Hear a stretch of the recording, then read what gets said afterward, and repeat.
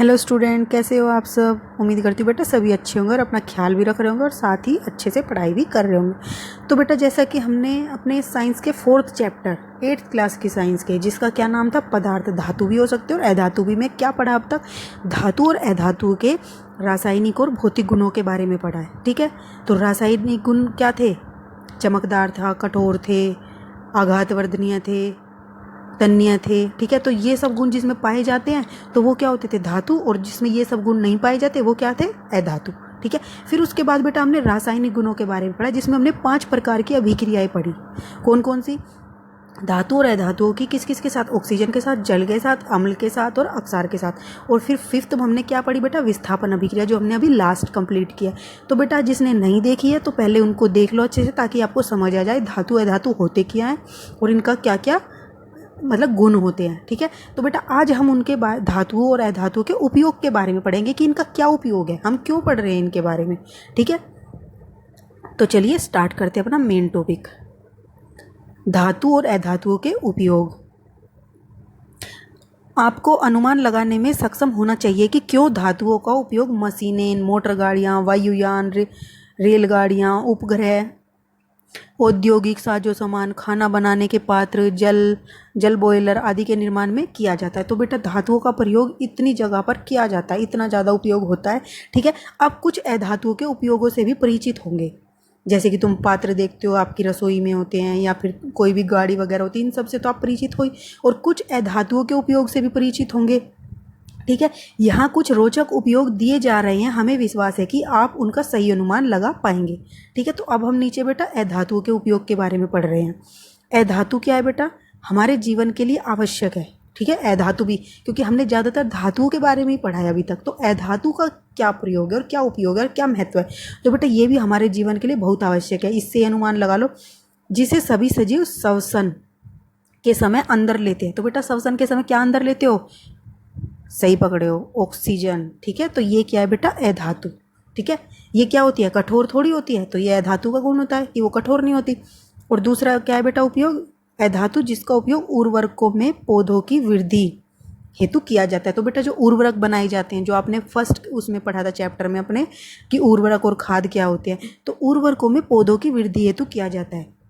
तो अधातुओं का उपयोग उर्वरक बनाने में किया जाता है, फिर उनसे क्या होता है, हम उनको पौधों में डालते हैं और उनकी वृद्धि होती है। ठीक है, फिर अधातु जिसका उपयोग जल शुद्धिकरण प्रक्रम में भी किया जाता है। तो बेटा जो धातु है उसका उपयोग जल के शुद्धिकरण प्रक्रम में भी किया जाता है। तो क्या बता सकते हो कि कौन सा अधातु है जिसका प्रयोग जल के शुद्धिकरण के लिए किया जाता है। ये तो बेटा बहुत आसान है, आपके घर में आपके पेरेंट्स को भी पता होगा इसके बारे में। तो बेटा क्या होता है, चलो मैं बताती हूँ।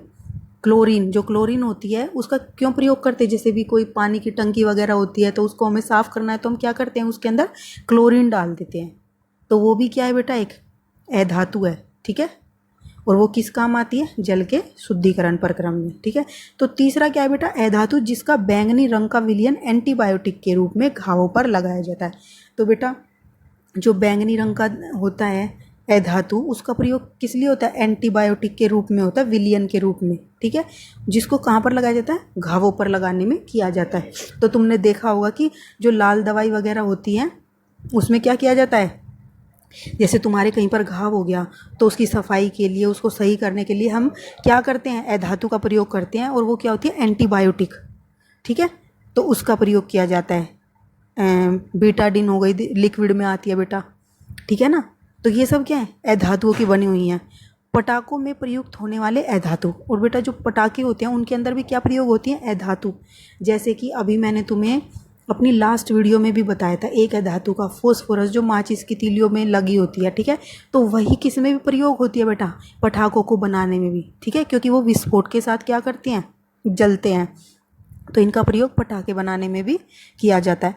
आप अपने अनुभव से धातु और अधातुओं की कुछ उपयोग जोड़ सकते हैं। तो बेटा आप इसमें जो धातुओं के उपयोग इसमें नहीं लिखे हुए हैं उनको भी आप इसमें लिख सकते हो। ठीक है, या फिर मतलब बता सकते हो। ठीक है, तो नेक्स्ट क्या है बेटा, यहाँ पर पहेली के दिमाग में क्वेश्चन आ रहा है कि मैंने सुना है पौधों में मैग्नीशियम पाया जाता है और यह उसमें किस रूप में पाया जाता है, यह वो पूछ रही है। ठीक है, तो जैसा कि बेटा आप 7th क्लास में 1st चैप्टर में ही पढ़ चुके हो कि पौधों की पत्तियों में क्या होता है, क्लोरोफिल। और उस क्लोरोफिल में क्या होता है, वो क्लोरोफिल मैग्नीशियम। ठीक है, तो मैग्नीशियम कहाँ पाया जाता है बेटा, क्लोरोफिल के रूप में पाया जाता है पौधों में। ठीक है, अब नेक्स्ट क्या बेटा, डॉक्टर ने मेरे शरीर में आयरन की कमी बताई है। मेरे शरीर में आयरन कहाँ है, तो बेटा बूझो के दिमाग में क्या क्वेश्चन आया कि डॉक्टर ने क्या बताया, वो डॉक्टर के पास गया तो उसमें आयरन की कमी बताई। तो आयरन की कमी बताई मतलब कि उसके शरीर में आयरन है, तो वो ये जानना चाहते हैं कि मेरे शरीर में आयरन कहाँ है। तो बेटा मैं आपके शरीर में आयरन कहाँ पाया जाता है, जो रक्त होता है, रक्त के अंदर हीमोग्लोबिन होता है, हीमोग्लोबिन के अंदर क्या पाया जाता है बेटा, आयरन पाया जाता है। ठीक है, आपने कक्षा 7th में सीखा है कि रासायनिक अभिक्रियाओं में नए पदार्थ बनते हैं। ठीक है, ये पदार्थ उन पदार्थों के, रुको एक मिनट,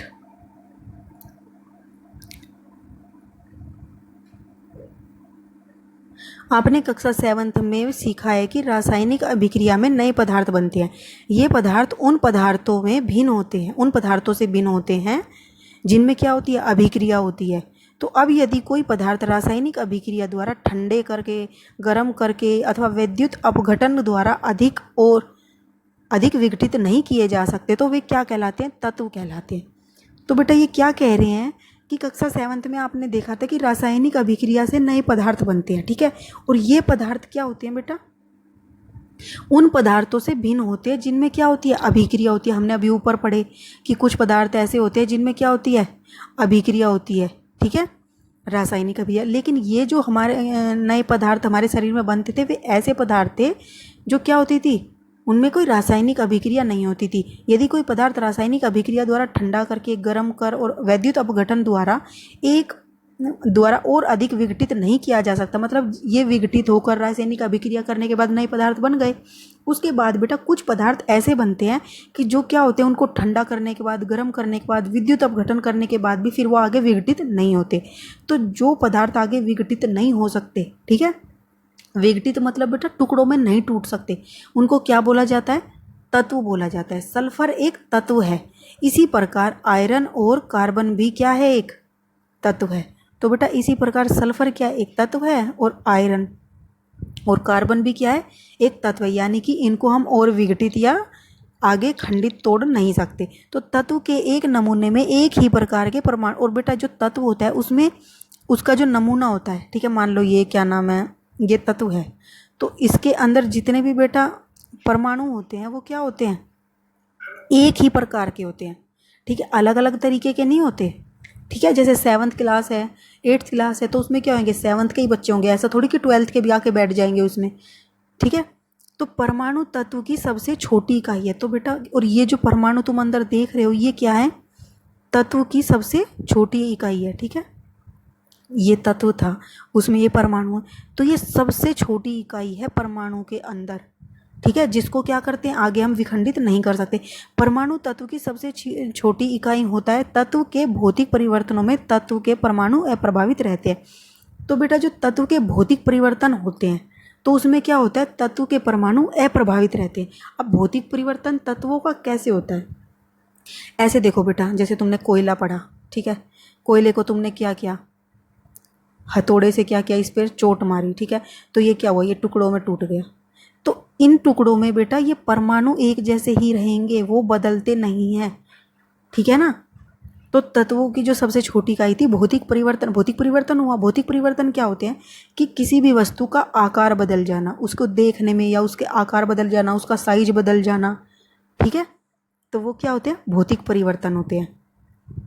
तो ये अप्रभावित रहते। परमाणु क्या होते हैं, बस टुकड़ों में टूट जाते हैं, हालांकि वो नहीं टूटते, वो अलग एक जैसे ही रहते, उनमें कोई परिवर्तन नहीं आता। सिर्फ तत्व क्या होता है, छोटे छोटे टुकड़ों में टूट जाता है। उदाहरण के लिए द्रव सल्फर, ठीक है, उदाहरण के लिए द्रव सल्फर का परमाणु पूर्ण रूप से ठोस अथवा वाष्प सल्फर के परमाणु के समान होता है। तो बेटा आप देखो, जैसे कि हमने कहा भौतिक परिवर्तन में क्या होता है, आकार बदल जाता है, रंग बदल सकता है, रूप बदल जाता है। ठीक है, तो जैसे क्या है, इसमें तुमने क्या लिया, जल लिया, ये तुम्हारा क्या है, जल है, तुमने क्या किया, इसको फ्रिज में रख दिया, तो ये क्या बन गई, बर्फ़ बन गई। ठीक है, लेकिन है तो ये जल ही, सिर्फ इसका क्या हुआ है, भौतिक परिवर्तन हुआ। और या फिर बेटा तुमने इसको क्या किया, गर्म किया, तो ये क्या बन गई, इसकी भाप बन गई। लेकिन ये भी क्या है, इन तीनों के अंदर, जल के अंदर जो परमाणु थे, भाप के अंदर जो परमाणु है, या बर्फ के अंदर जो परमाणु है, बेटा ये तीनों सेम है, बराबर है, एक जैसे हैं, उनमें कोई परिवर्तन नहीं आता। सिर्फ क्या होता है कि पदार्थ के आकार में, रूप में परिवर्तन आ जाता है। ठीक है, उम्मीद करती हूँ तुम्हें समझ आ गया होगा कि क्या समझाना चाह रहा है ये, कि परमाणु के जो द्रव होते हैं या सल्फर होते हैं, धातु होते हैं, उनके परमाणुओं के रूप में ठोस अथवा वाष्प सल्फर में परमाणु के समान होते हैं। चाहे वो ठोस रूप में सल्फर हो, चाहे द्रव रूप में सल्फर हो, उनके जो परमाणु होते हैं वो एक जैसे ही रहते हैं। ठीक है, जैसे कि बेटा अब तुम्हें मान लो एक रूम में बैठे हो तुम, ठीक है, फिर तुम प्रेयर में गए, फिर तुम बेटा कंप्यूटर लैब में गए, तो क्या तुम बदल जाओगे? सिर्फ क्या हुआ, तुम्हारा स्थान बदला है, तुम्हारे एक देखने का जो तुम नज़रिया है वो वहाँ पे, मतलब कि तुम वहाँ से अलग थे, तुम्हारा एक सिचुएशन, कंप्यूटर लैब में अलग तरीके की सिचुएशन है, लेकिन बच्चे तो सेम ही है ना। ठीक है, ऐसे ही बेटा परमाणु सेम रहेंगे, उनकी क्या हो सकती है, आकार बदल सकता है, स्थान बदल सकता है। ठीक है ना। तो यद्यपि ब्रह्मांड में पदार्थों की असंख्य किस्में, तो बेटा यद्यपि क्या है, ब्रह्मांड में पदार्थों की असंख्य किस्में हैं, इनमें बनने वाले तत्वों की संख्या क्या है, सीमित है। प्राकृतिक रूप में पाए जाने वाले तत्वों की संख्या 92 से अधिक नहीं है। तो बेटा प्राकृतिक रूप में जो प्रकृति में पाए जाते हैं वो तत्व, उनकी संख्या कितनी है, 92 है। ठीक है, और धातु और अधातु के रूप में तत्वों का एक महत्वपूर्ण वर्गीकरण है। अधिकांश तत्व क्या होते हैं, ये इंपॉर्टेंट है बेटा, जो अधिकांश तत्व होते हैं वो क्या होते हैं, धातु होते हैं। ठीक है, और 20 से कम क्या होती है, अधातु। हमारे पास टोटल क्या थे, 92 तत्व थे। ठीक है, तत्व भी क्या एक तरह के पदार्थ होते हैं, बस पदार्थ वे वाले पदार्थ होते हैं जिनको हम आगे नहीं खंडित कर सकते या विघटित कर सकते। तो बेटा इन तत्वों में हमारे पास कितने, अधिकांश जो है धातु होते हैं। ठीक है, और जो 20 से भी कम इसमें क्या होती हैं, अधातु होती हैं। तो कुछ उपधातु होते हैं और इनमें, जिन्हें धातु और अधातु के दोनों के गुण होते हैं। तो बेटा क्या होते हैं, 92 हमारे पास तत्व हैं। ठीक है, उसमें क्या है, अधिकतर क्या है, धातु हैं। फिर बेटा उसमें 20 से भी कम क्या है, अधातु हैं। ठीक है, फिर बेटा कुछ जो बच गए वे क्या हैं, उपधातु। ये बेटा आगे जाके पढ़ोगे आप इसके बारे में डिटेल में, और इनको इसलिए ब्रीफ में समझ लो। उपधातु हैं, और उपधातु क्या होती है, धातु के बारे में भी पढ़ लिया तुमने, अधातु के बारे में भी पढ़ लिया। उपधातु क्या होती हैं बेटा, जो उपधातु होती हैं बेटा, इनके अंदर दोनों गुण होते हैं, धातु के भी और अधातु के भी। ठीक है, तो जिसके अंदर धातु और अधातु दोनों के गुण पाए जाएं वो उपधातु कहलाती हैं। बस बेटा तुम्हें इसमें इतना ही डिटेल जानना है कि धातु भी होती है, अधातु भी होती हैं और उपधातु भी होती है। ठीक है, तो यहाँ पर बेटा हमारा चैप्टर होता है कंप्लीट। उम्मीद करती हूँ बेटा आपको ये कंप्लीट चैप्टर समझ में आ गया होगा। अगर आपको समझ नहीं आया तो बेटा आप इसको बारी बारी से सभी वीडियोस को देख सकते हो और समझ सकते हो। और अगर बेटा आपको ये समझ आया हो और अगर आपको ये पसंद आया तो प्लीज़ वीडियोस को लाइक कर देना, और बेटा जिसके लिए हेल्पफुल हो उसको आप शेयर भी कर सकते हो इसको। ठीक है, तो बेटा इस वीडियो में इतना ही। तब तक के लिए हंसते रहिए, मुस्कुराते रहिए, ऐसे ही मेहनत करके पढ़ते रहिए और आगे बढ़ते रहिए। Thank you.